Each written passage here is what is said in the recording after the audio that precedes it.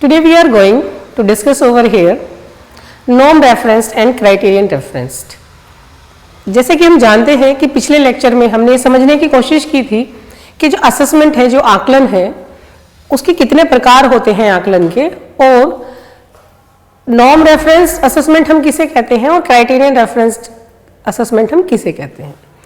आज उसी क्रम में norm reference is a percentage ranking compare to an average population, यानी कि इसमें हम क्या करते हैं कि कंपैरिजन की बात करते हैं नॉर्म रेफरेंस में, कि जो बच्चा जितने मार्क्स ज्यादा लेकर आ रहा है उसी के हिसाब से उसकी रैंक और उसकी परसेंटेज हम डिसाइड करते हैं और आधार पे मेरिट बन जाती है। इसको ही हम कह रहे हैं नॉर्म रेफरेंस।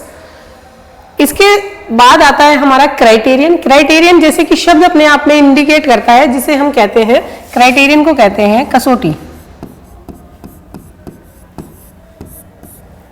यानी कि आपने क्राइटेरिया सेट करा, सपोज करो कोई बच्चा सीटेट देता है, सीटेट में 150 मार्क्स का टोटल पेपर है और 150 में से उसने स्कोर करा 90।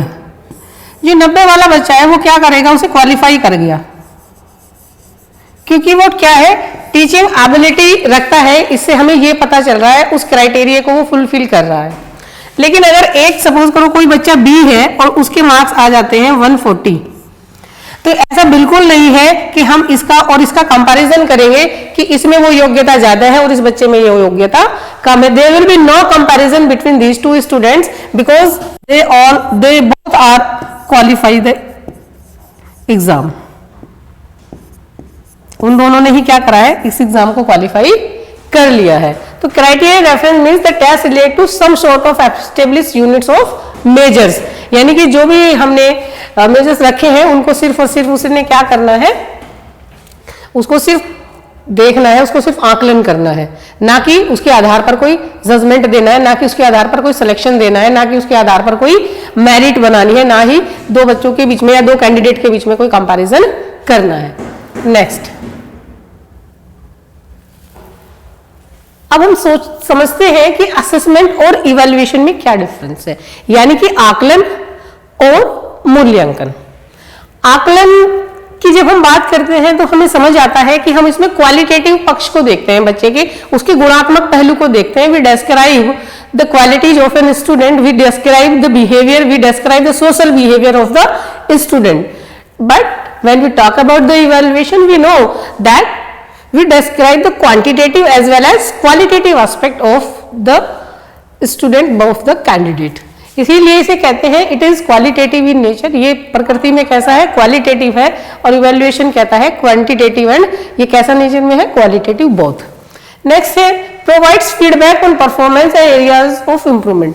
जब असेसमेंट हमने पढ़ा था तो मैंने आपको बताया भी था कि असेसमेंट ड्यूरिंग द प्रोसेस होता है और टीचर फीडबैक देती रहती है और टीचर बताती है कि आप कहाँ पे गलतियां बच्चा कर रहा है, वो समझ आता है उसे। असेसमेंट क्योंकि साथ साथ हो रहा होता है, कंटिन्यूस चल रहा होता है, डेली बेसिस पे होता है, इसीलिए improvement step by step, her step पे इंप्रूवमेंट बच्चे को मिलता है, हर स्टेप पे बच्चे को इंप्रूवमेंट देने की कोशिश की जाती है।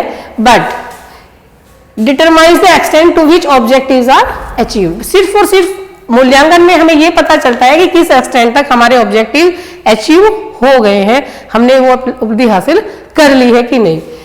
डायग्नोस्टिक इन नेचर, असेसमेंट में डायग्नोज करते हैं, डायग्नोस्टिक नेचर है। क्यों? क्योंकि ये पता लगता है कि बेसिकली बच्चा गलती कर कहाँ रहा है, उसका लर्निंग गैप है क्या, बच्चे को कहाँ हमें इंप्रूव कराना है। तो डायग्नोज, जैसे हम किसी डॉक्टर के पास जाते हैं तो डॉक्टर भी हमें डायग्नोज करने के लिए बहुत सारी चीजें करता है कि हमारे कुछ सैंपल्स भेजेगा पैथोलॉजी लैब से, फिर उसके आधार पर ही हमें क्या देता है, रेमेडी देता है, हमें उपचार देता है कि कौन से टैबलेट या कौन सा सिरप हमारे लिए सूट करेगा। सेम वैसे ही ये डायग्नोस्टिक है। असेसमेंट में हम डायग्नोज कर लेते हैं कि बच्चे को हमें किस, उसकी लर्निंग में कहाँ कमियां रह रही है, तो हमें किस पक्ष पे काम करना है। बच्चे की न्यूमेरिक एबिलिटी कम है, बच्चे की स्किल्स एबिलिटी कम है, या बच्चे का जो आर्ट एंड क्राफ्ट या अदर एक्टिविटीज में कम्युनिकेशन वगैरह उसे करना है तो वो एक दूसरे के साथ बातचीत करने में हिचकता है, या कहाँ पर बच्चा लैग कर रहा है, तो ये डायग्नोस्टिक लेवल पे बच्चे का होता है। तो इसीलिए डायग्नोस्टिक इन नेचर है असेसमेंट, लेकिन हमारा जो इवैल्यूएशन है, मूल्यांकन है, that is judgmental in nature. Judgmental in nature क्यों है?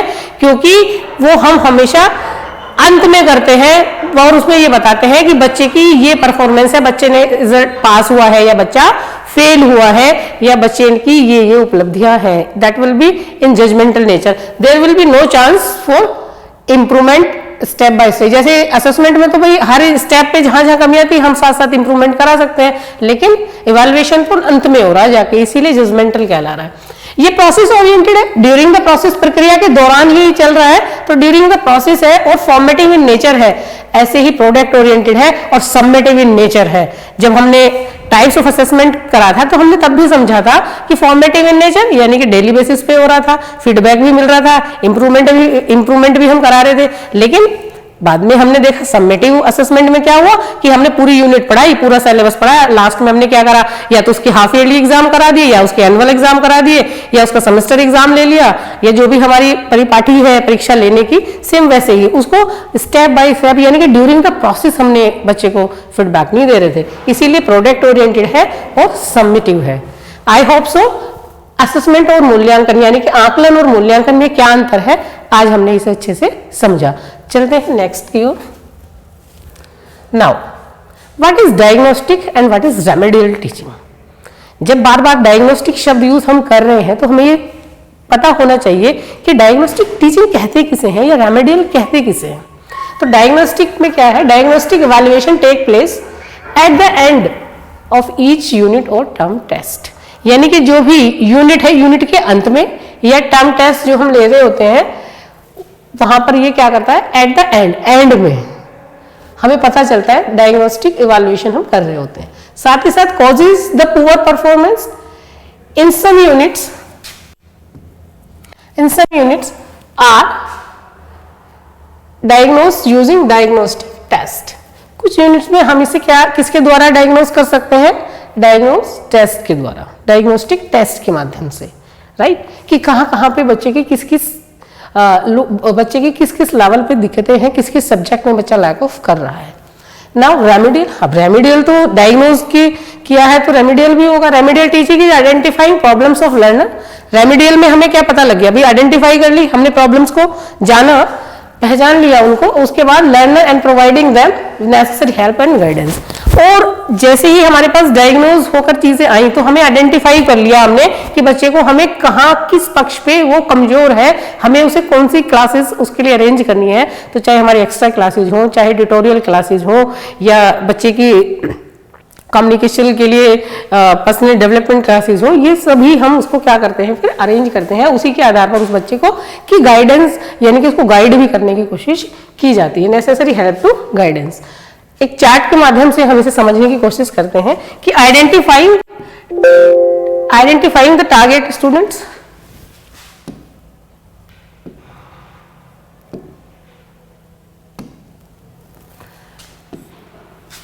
identifying the target students, then diagnose learning problems, उसके बाद जो लर्निंग में दिक्कतें आ रही हैं डायग्नोज कर लिया, then designing remedial instruction, और इन प्रॉब्लम्स को रेक्टिफाई करने के लिए ही क्या करना पड़ेगा, डिजाइन करने पड़ेंगे रेमेडियल इंस्ट्रक्शंस की उपचारात्मक निर्देश हम उसे क्या दें, साथ में कंडक्टेड रेमेडियल इंस्ट्रक्शन, उसके बाद रेमेडियल इंस्ट्रक्शंस को कंडक्ट करा जाता है एंड असेसिंग लर्निंग रिजल्ट्स, और इसके बाद हमारे पास जो रिजल्ट्स आते हैं उनको फिर हम आकलन कर लेते हैं, असेसिंग द लर्निंग रिजल्ट्स। कि पहले जब हमने बच्चे को रेमेडियल इंस्ट्रक्शंस नहीं दिए थे उससे पहले का परिणाम और अब के परिणाम में क्या डिफरेंस आया है, यहाँ से हमें बच्चे की परफॉर्मेंस पता चलती रहती है।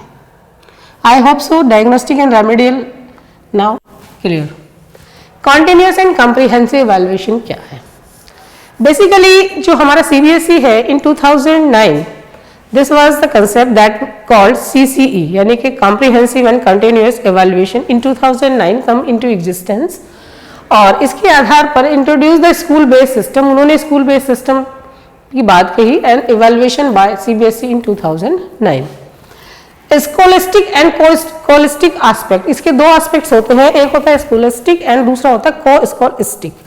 स्कॉलिस्टिक में सभी वो एक्टिविटीज आ जाती हैं जो स्कूल के अंदर हम क्यूरिकुलम से रिलेटेड जो पाठ्यक्रम है उससे संबंधित कराते हैं। Scholastic assessment is related with the curricular areas of education such as desirable behaviour related to, but जब को स्कॉलिस्टिक एस्पेक्ट की हम बात करते हैं तो स्कॉलिस्टिक में हमारी जितनी भी को करिकुलर एक्टिविटीज हैं उनका हम देखते हैं, जैसे लाइफ स्किल है, वेलनेस है, एटीट्यूड एंड वैल्यूज है, आर्ट एंड वर्क है, ये सभी को हम किसके अंतर्गत रखते हैं, को स्कॉलिस्टिक एस्पेक्ट के अंदर, और इसका कंटिन्यूअस एंड कॉम्प्रिहेंसिव इवैल्यूएशन बच्चे का करते रहते हैं। नाउ इसको थोड़ा और डिटेल में समझते हैं। स्कूल बेस्ड असेसमेंट किसे कहेंगे? It embedded in the teaching and learning process in the school itself. ये एम्बेडेड है टीचिंग लर्निंग प्रोसेस के साथ में और स्कूल में, right. It is conducted by the students on teacher, जो स्टूडेंट के खुद के टीचर हैं, यानी कि जिनके साथ बच्चा पढ़ा है, जो सब्जेक्ट टीचर रहे हैं, जो क्लास टीचर है, ये उन्हीं के द्वारा क्या करा जाता है, असेस करा जाता है, यानी कि असेसमेंट करा जाता है। Then school based all aspects of evaluation are decided by the school. खुद स्कूल के द्वारा ही जो असेसमेंट उन्होंने करा है, स्कूल बेस्ड असेसमेंट है, क्योंकि तो जो रिजल्ट्स होंगे, जो परिणाम होंगे, जो मूल्यांकन आएगा निकल के, जो उसका मूल्यांकन हो रहा होगा, वो खुद स्कूल में ही के द्वारा ही निर्धारित किया जाएगा, सच एज टीचर्स के द्वारा, learner and other participants of school. जो दूसरे पार्टिसिपेंट्स हैं, भागीदार हैं, जो उसमें पार्टिसिपेंट करते हैं स्कूल के अंतर्गत, यानी कि बाहर वाला कोई भी इसमें इंटरफेयर नहीं करेगा। इसीलिए इसे क्या करेंगे, इस आकलन को हम करें school based evaluation. Now next है हमारा मेजरमेंट और इवैल्यूएशन में क्या डिफरेंस है। हमने पहले ये समझने की कोशिश की थी कि असेसमेंट में और इवैल्यूएशन में क्या डिफरेंस है। अब हम यहाँ इस स्लाइड के माध्यम से ये समझने की कोशिश करेंगे, प्रयास करेंगे कि भाई मापन में और मूल्यांकन में क्या अंतर है। मैंने जब पहला लेक्चर आपको डिलीवर किया था उस समय भी मैंने ये डिस्कशन किया था कि मेजरमेंट कैसा है, मात्रात्मक है, क्वांटिटेटिव है नेचर में, लेकिन इवैल्यूएशन हमेशा कैसा रहेगा, quantitative plus qualitative in nature. Since here measurement is quantitative, evaluation is qualitative as well as quantitative. Measurement is very objective and it is subjective. यहाँ पे ऑब्जेक्टिव और सब्जेक्टिव की जो बात आती है तो हमें समझना होगा। जैसे हम समझते हैं कि जब हम कोई कंपटीशन दे रहे होते हैं तो ऑब्जेक्टिव टेस्ट हमारे सामने आते हैं और हमेशा हर एक का एक ऑप्शन सही होता है। सपोज करो ऑप्शन ए, बी, सी और डी, तो कोई किन्हीं चार में से कोई एक को ही आपको क्या करना, सर्कल करना होता है, गोला फिल करना होता है। लेकिन जब आप सब्जेक्टिव कोई क्वेश्चन लिख रहे होते हैं, ऐसे टाइप या डिस्क्रिप्टिव क्वेश्चन का आंसर लिख रहे होते हैं, तो आप बॉस अपने शब्दों में एलोबरेट करके उस आंसर को लिख सकते हैं, क्योंकि वो सब्जेक्टिव इन नेचर है। ऑब्जेक्टिव यानी कि जितनी बार भी आप उसे कितने भी इवैल्यूएट कर डालें, कितने भी अलग अलग टीचर्स के पास ले जाएं, अगर कोई क्वेश्चन गलत है, उस पर अगर 1 नंबर का क्वेश्चन है तो अगर सही है तो 1 नंबर मिलेगा, नहीं है तो नहीं मिलेगा। यानी कि वेरी ऑब्जेक्टिव इन नेचर, बहुत ही वस्तुनिष्ठ है, उसके कोई दो अलग अलग रिजल्ट्स नहीं आने के। सब्जेक्टिव में आप समझते हैं कि उसमें क्योंकि एलोबरेशन के साथ बात की गई है तो सब्जेक्टिव इन नेचर है, उसमें बहुत अलग अलग पक्ष और पहलुओं को रखा गया है। नेक्स्ट है measurement is more formal and accurate, क्योंकि ऑब्जेक्टिव है तो ऑटोमेटिकली ही मोर फॉर्मल होगा, साथ ही साथ ज्यादा एक्यूरेट होगा। 2 + 2 = 4, हर जगह 2 + 2 = 4 ही रहेगा। लेकिन जब हम बच्चे की पर्सनैलिटी की बात करेंगे, उसके एटीट्यूड की बात करेंगे, उसके एप्टीट्यूड की बात करेंगे, उसके साइकोलॉजिकल एस्पेक्ट्स की बात करेंगे, उसकी मेंटल आईक्यू की बात करेंगे, तो कभी भी आप किसी भी बच्चे को ऐसा डिफाइन नहीं कर सकते कि इस बच्चे का, ये बच्चा बहुत इंटेलिजेंट है, ये बच्चा बिल्कुल जड़ बुद्धि है, ये बच्चा महामूर्ख है। सिर्फ एक स्लैब है, उस स्लैब से उस स्लैब के बीच में अगर आ रहा है, जब आईक्यू का फॉर्मूला हम लगाते हैं तो ये कह सकते हैं कि इस बच्चे का जो क्राइटेरिया है वो उसके अनुसार ये बच्चा काफी इंटेलिजेंट है, ये बच्चा वेरी गुड है या इंटेलिजेंट है। बट ये कहने कि वो 0 हो गई उसकी आईक्यू, तो ऐसा कभी भी नहीं हो सकता। इसीलिए हम इसको इवैल्यूएशन में क्या कह दे रहे हैं, evaluation is formal and informal both and it is less accurate. ये कैसा है, फॉर्मल भी है और औपचारिक भी है और अनौपचारिक भी है, और कैसा है, लेस एक्यूरेट है। जरूरी नहीं है जिस बच्चे के बारे में जो फिनोमिना दी गई है वो 110% वैसे ही हो, हाँ उसके नियर बाई में उसका हम जो रिजल्ट दे रहे हैं वो होगा। इसके बाद है it is scientific in nature. ये कैसा है, साइंटिफिक है नेचर में, और ये कैसा, फिलोसॉफिकल है in nature. It is narrow and evaluation it is wide scope. हम जानते हैं कि मेजरमेंट में हम एक लिमिटेड दायरे में रहकर ही बच्चे का क्या कर सकते हैं, उसका मापन कर सकते हैं, उसको मेजर कर सकते हैं, क्योंकि उसका किस संख्यात्मक पक्ष में ही उसको दिखा सकते हैं, बता सकते हैं उसके बारे में। लेकिन जब बात इवैल्यूएशन की आएगी तो उसका क्वांटिटेटिव एस्पेक्ट भी और क्वालिटेटिव, हम दोनों की बात करेंगे तो ओवरऑल बच्चे की पर्सनैलिटी भी आएगी, बच्चे की परफॉर्मेंस भी आएगी, बच्चे का सब्जेक्ट में कितना कमांड है, सारी डिटेल्स से हम उसका मूल्यांकन कर पाते हैं। नेक्स्ट है it provides numerical data and evaluation uses numerical data and provides qualitative results. हम बच्चे का कैसे डेटा लेते हैं, न्यूमेरिकल डेटा लेते हैं जरूर है, लेकिन हमेशा रिजल्ट कैसे बताते हैं, उसके गुणात्मक, यानी कि हमेशा क्वालिटेटिव रिजल्ट्स ही मूल्यांकन के दौरान दिए जाते हैं। Testing and observation methods are used. जब मूल्यांकन की हम बात करते हैं तो टेस्टिंग मेथड या ऑब्जर्वेशन मेथड यहाँ पे केवल काम नहीं करेंगे, बल्कि मूल्यांकन में हमें क्या करना होगा, ऑब्जर्वेशन, बच्चे के बिहेवियर को हम ऑब्जर्व कर सकते हैं, उसका सोशल बिहेवियर कैसा है, बच्चों के साथ पीयर एटीट्यूड किस तरीके का है, बच्चे का टीम स्पिरिट कैसा है, ये हम कैसे समझेंगे, ऑब्जर्वेशन के द्वारा, या इंटरव्यूज कंडक्ट कर सकते हैं, या हम बच्चे के अलग जो रिकॉर्ड्स होते हैं पूरे ओवरऑल होल द ईयर हम जो मेंटेन करते हैं, जो टीचर्स डायरी बनाते हैं, हर एक बच्चे की जो स्टूडेंट डायरी बनती है उसके माध्यम से भी हम उसका मूल्यांकन कर सकते हैं। तो ये था हमारा मेजरमेंट और इवैल्यूएशन के बीच में डिफरेंस। आई होप सो आज के इस लेक्चर में काफी चीजें क्लियर हुई होंगी कि स्कॉलिस्टिक एस्पेक्ट क्या है, स्कॉलिस्टिक किसे कहते हैं, साथ ही साथ मेजरमेंट और इवैल्यूएशन में क्या अंतर है, मापन और मूल्यांकन में क्या अंतर है। बाकी पिछले लेक्चर्स में भी इसके सभी जो यूनिट के अनुसार जो पॉइंट्स हैं वो हम अच्छे से डिस्कस कर चुके हैं। नेक्स्ट लेक्चर में मिलते हैं। Thank you so much.